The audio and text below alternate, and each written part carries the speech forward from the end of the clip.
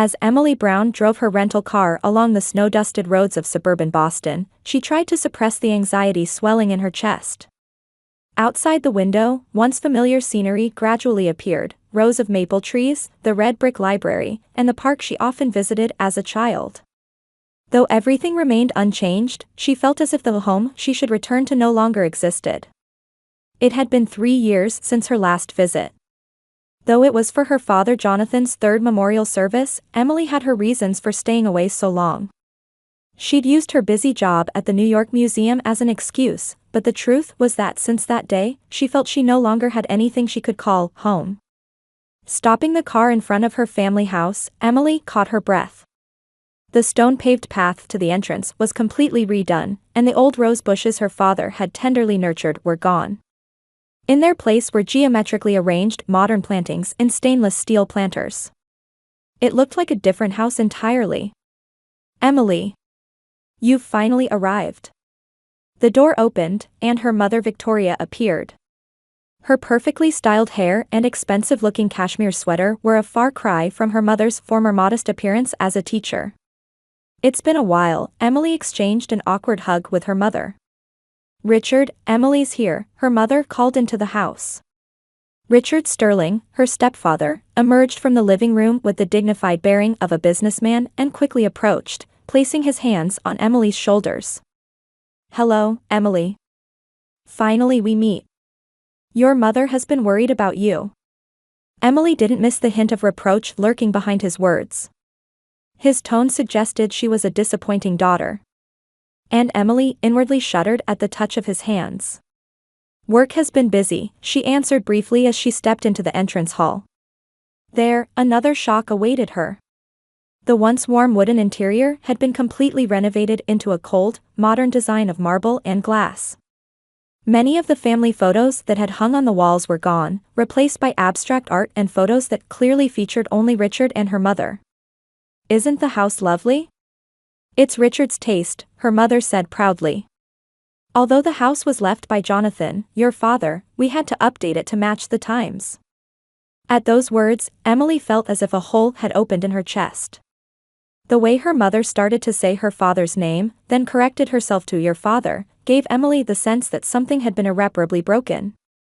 "Emily. You finally came." Her sister Natalie came rushing down the stairs. She appeared as perfectly put together as an Instagram post. A designer dress, brand name accessories, and glossy hair. "You look well," Emily said as she embraced her sister. "Of course. But you're the same as always." Natalie looked Emily up and down, her designer sweater and jeans, and sniffed slightly. "Is that the fashion in New York?" Emily just smiled instead of responding. She knew her sister's words concealed her usual competitiveness. "Let me take your luggage to your room," Richard offered. "Natalie, help your sister." When Emily carried her own bags upstairs, she found her former room transformed beyond recognition. The warm yellow wallpaper and mementos from her student days were gone, replaced by an impersonal space like a hotel room. "We cleared out your room," her mother said from behind. "Since you don't live here anymore, we're using it as a guest room." The matter-of-fact way her mother said this left Emily speechless. Her own room where she had spent over 20 years, so easily erased in just 3 years. "Is Dad's study still here?" Emily suddenly thought to ask. Her mother's expression stiffened momentarily. "Yes. Though Richard is using it now." Emily set down her luggage and quickly headed toward the end of the hallway. Opening the door to her father's study, she found modern office furniture in place of her father's antique pieces. The books that had once filled the walls were mostly gone, the remainder arranged as mere decoration. "We donated most of Jonathan's old books," Richard appeared behind her and said. He would have appreciated the social contribution. Emily swallowed her words. Many of her father's books were rare historical texts, vital treasures for his research. "What about the antiques?" she asked with a trembling voice. Those too. We needed the space," Richard answered nonchalantly. That night, unable to sleep, Emily slipped into the study. She thought there might still be traces of her father. As she opened drawers, she found a memo hidden in an old document case. Numbers and letters written in her father's handwriting. It looked like some kind of code. Emily slipped it into her pocket. The next day, Thanksgiving Eve, her Aunt Martha and cousin David arrived. Martha, her father's sister, seemed speechless at the changes to the house. "Victoria, it's like a completely different house," Martha said quietly. "Times move on, Martha," her mother smiled coldly. David drew Emily out to the garden. As a lawyer, he was usually calm and composed, but today he was visibly disturbed. "Emily, I want to ask you something. There are suspicious aspects to your father's estate distribution," he said in a low voice. "I've found evidence that some of your father's foundation funds have been diverted to Richard's real estate projects." Emily caught her breath. "That's possibly illegal. At the very least, contrary to your father's wishes," David continued with a serious expression. "He established the foundation to preserve historical buildings. If that money is being used to build new high-rise condos."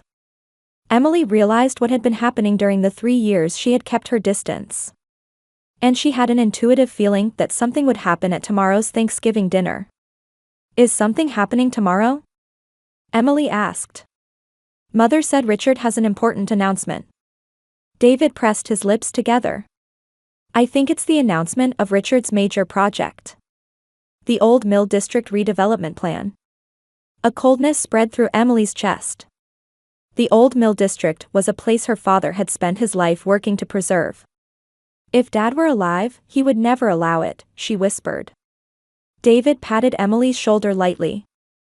"Isn't that why you came back? Because you sensed something?" Emily nodded. Her intuition had been correct. 3 years after her father's death, while she had stayed away, his legacy and ideals had been slowly eroded.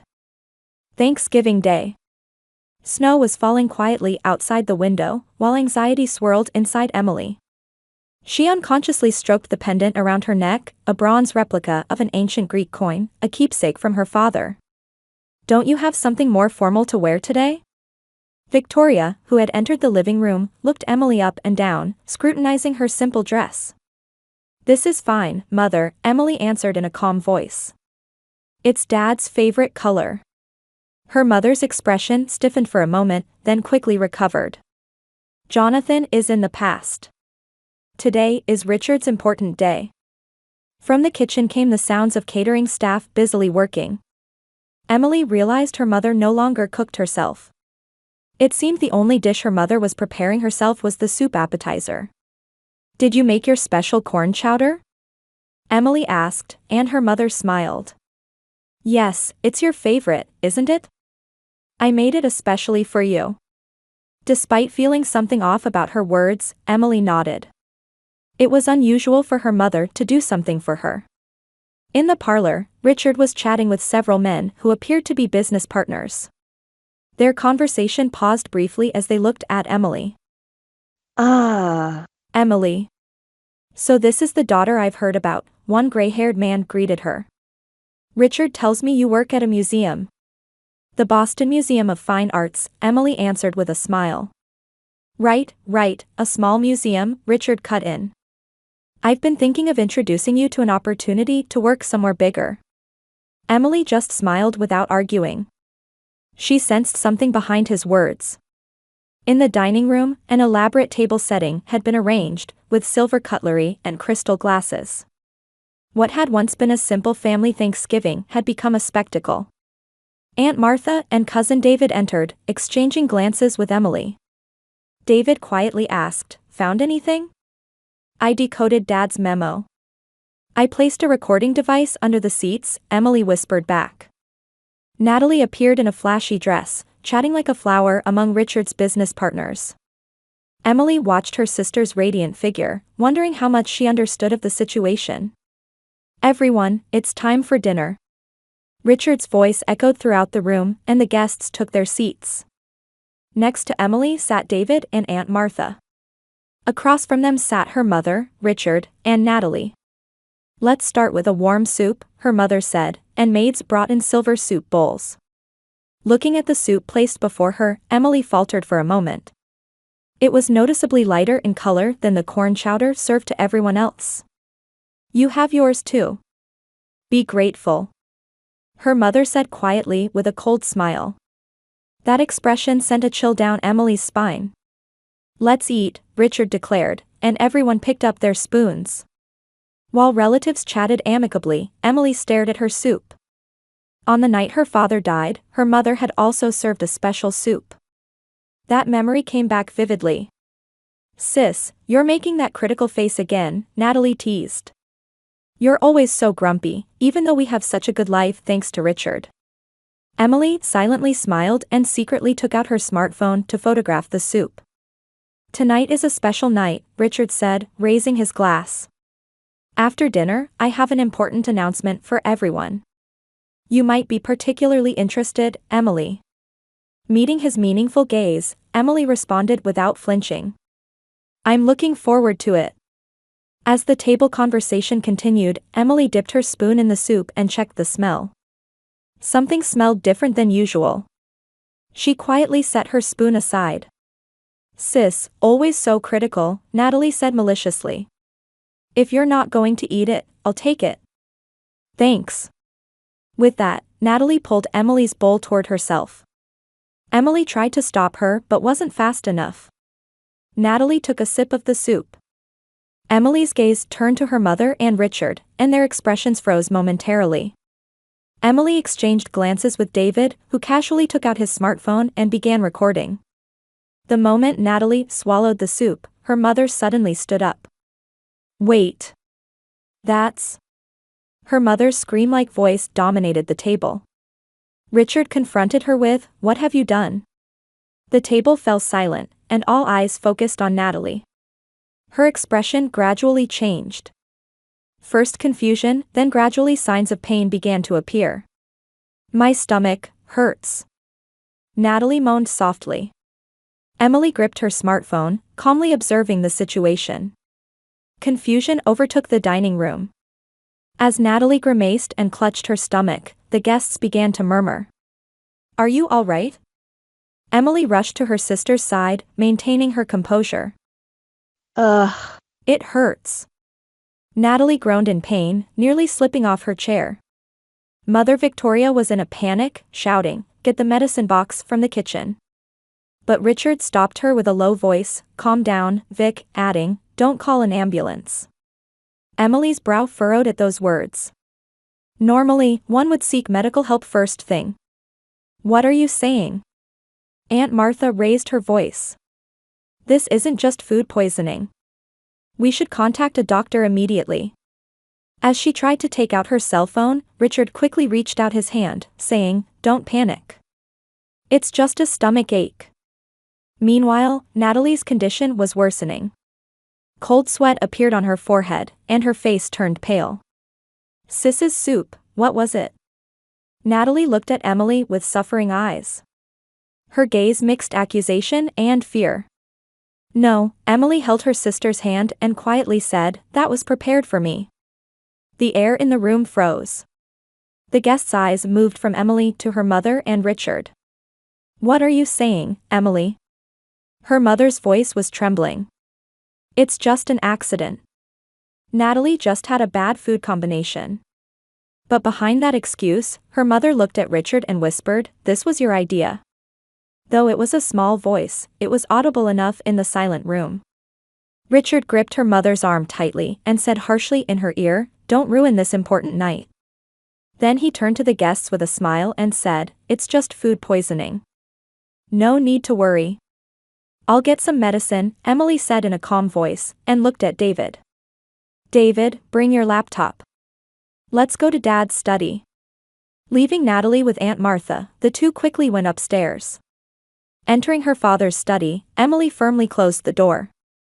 They planned this. "I have evidence," Emily said quietly. David asked with a surprised look, "What do you mean?" Emily reached for her father's bookshelf and took out several small recording devices from a hidden storage space behind the antique books. "I planted these around the house last night." "I see." David's eyebrows raised. You suspected from the beginning. Dad's memo was a code, Emily continued explaining. At first I couldn't understand its meaning, but I figured it out last night. Dates, locations, and the initials R and V. Dad was suspicious of Richard and Mom's relationship before his death. So he was gathering evidence. David began to understand. Emily opened her laptop and inserted a USB drive. This USB contains all the data my father left. And also what was recorded from yesterday to today. The computer screen displayed multiple files. Emily clicked on the most recent recording. It was a conversation between her mother and Richard in the kitchen the night before. Is everything ready for tomorrow? Richard's voice. Yes, everything. But is this really necessary? Her mother's anxious voice. Emily has begun investigating the estate. We need to get the signatures before she starts asking questions. But are you having second thoughts? Now. Richard's voice was cold. It's been 3 years since Jonathan's death, we can't back out now. Emily and David looked at each other. Conviction solidified between them. I'll listen to the end of this conversation and play it for everyone, Emily resolved. When they returned to the living room, the situation had worsened. Natalie was lying down, her face contorted.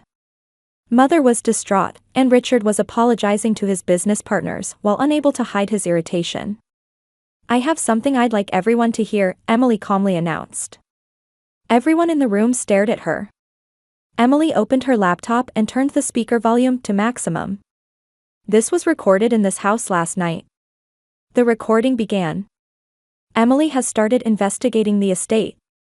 If we make her sick tonight, we can avoid questions during the announcement. Richard's voice. Is this really okay? She's my daughter. Her mother's voice.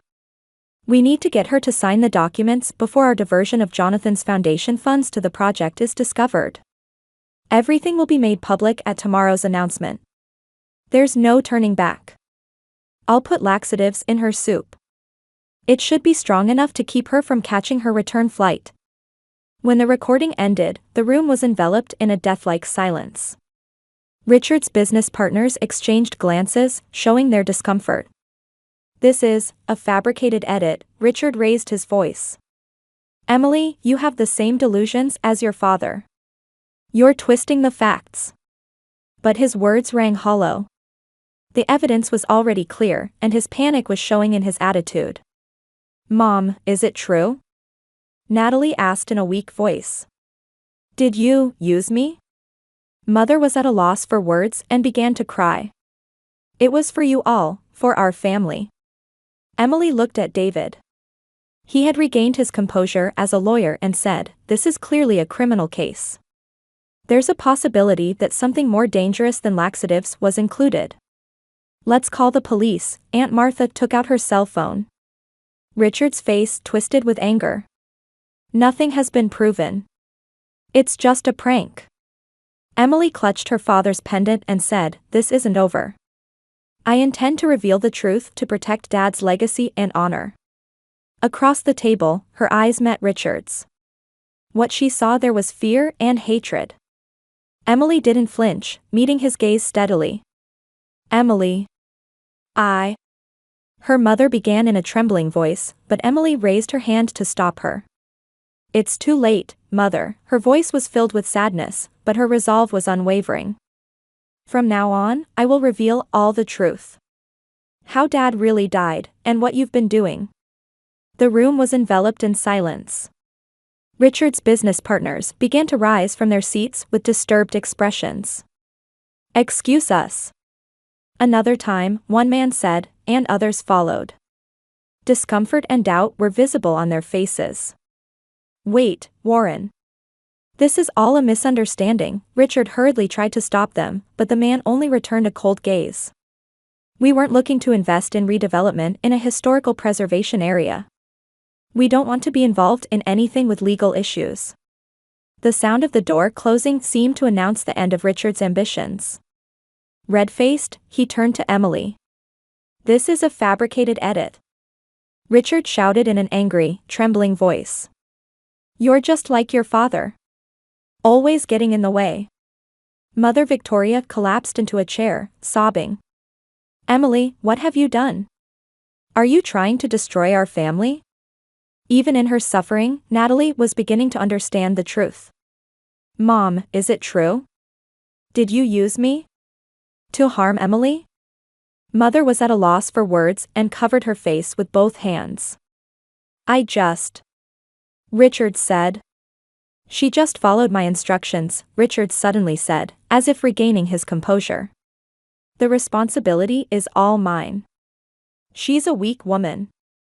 At those words, her mother's face lifted, showing an expression mixed with surprise and humiliation. That's not all, Emily said quietly, opening her father's laptop. Dad left something else. She selected a file and pressed play. Jonathan's voice filled the room. It was recorded on his final day. Today, Richard Sterling tried again to access my research materials. What he's after is evidence of the historical value of the Old Mill District. He and my wife Victoria. The recording suddenly cut off there.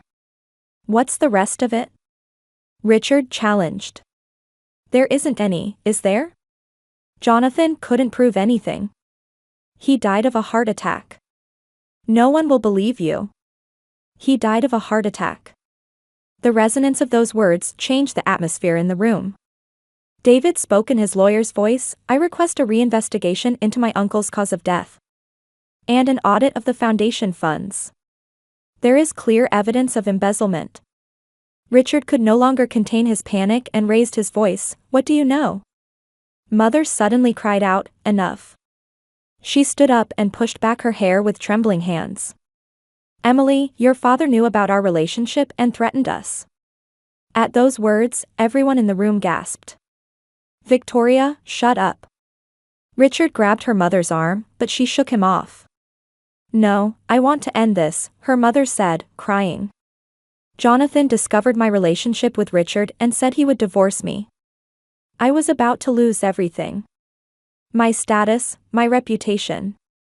Emily quietly asked, so you killed Dad?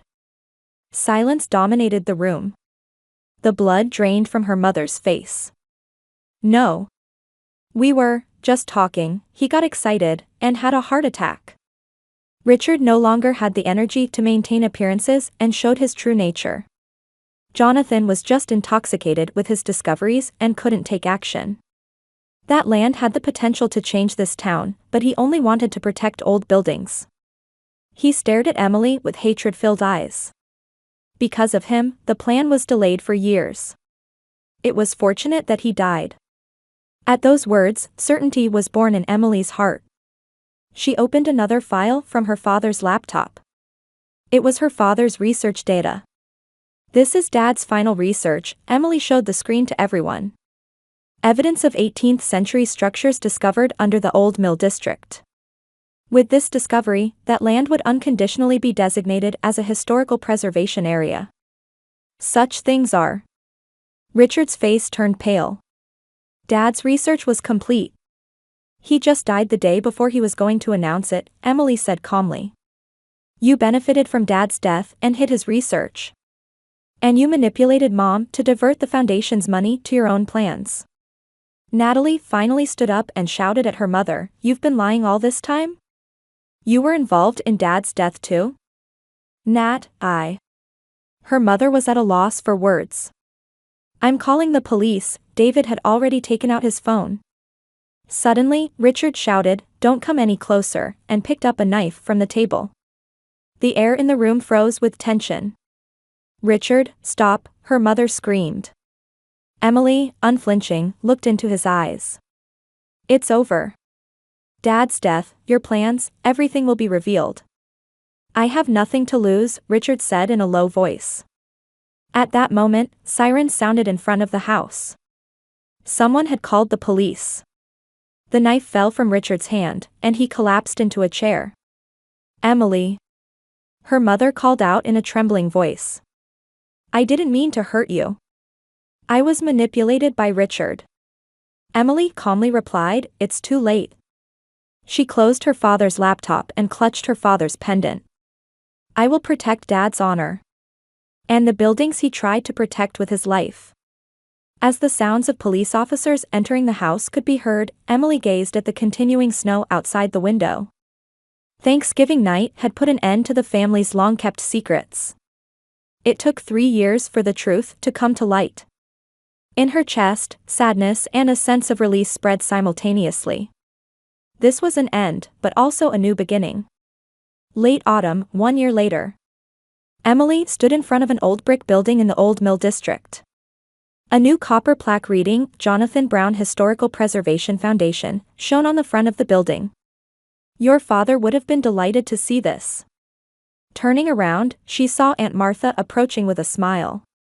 Emily nodded, clutching her father's pendant. Today is finally the opening ceremony, Emily said quietly. In her mind, the turbulence of the past year flashed like a slideshow. Richard had been indicted for fraud, embezzlement, and conspiracy charges, and was still on trial. His business empire had collapsed, and the land slated for development had been designated as a historical preservation area based on her father's research findings. Mother Victoria, though an accomplice, had her sentence reduced for being under Richard's influence and cooperating with the investigation. She was now serving her days of atonement through community service. Since that night, the relationship between Emily and her mother remained broken, but at least they spoke on the phone once a month. Ready? David appeared with a document case in hand. The mayor has already arrived. Emily took a deep breath and answered, let's go. In the foundation hall, local people and those involved in historical preservation had gathered. When Emily took the podium, quiet applause arose. Thank you all for gathering here today, she began in a calm voice. I am truly happy that this foundation can officially begin its activities, continuing the wishes of my father, Jonathan Brown. Among the audience, Emily found a familiar face. It was her sister Natalie. She was no longer in her former flashy appearance, but in a simple, elegant outfit, smiling modestly. After that incident, Natalie had left Richard's company and disappeared for a while. She had contacted Emily again 6 months ago. Now she was helping with the public relations of historical preservation activities, utilizing her social media skills. The rift between the sisters hadn't completely disappeared, but at least they could cooperate for a common purpose. After the speech, Emily walked over to Natalie. Thank you for coming, Emily said. How could I not? Natalie replied, seeming a bit embarrassed. It's the day Dad's dream comes true. Side by side, they gazed at the restored exhibit of their father's study. His research materials and beloved antiques were carefully arranged there. Have you heard from Mom? Natalie quietly asked. Emily nodded. She says she can't come for Thanksgiving. She doesn't seem ready yet. I guess that can't be helped, Natalie sighed. But at least she's still making amends. That alone. In Natalie's expression as she trailed off, Emily sensed a maturity she had never seen before. That incident had changed her sister significantly too. After the ceremony, Emily remained alone at the restored exhibit of her father's study. As she gazed at her father's possessions neatly arranged in glass cases, David approached with an envelope. I found this, he said. It seems to be your uncle's last letter. It's addressed to you and was hidden among his personal effects. With trembling hands, Emily accepted the envelope and took out the letter inside.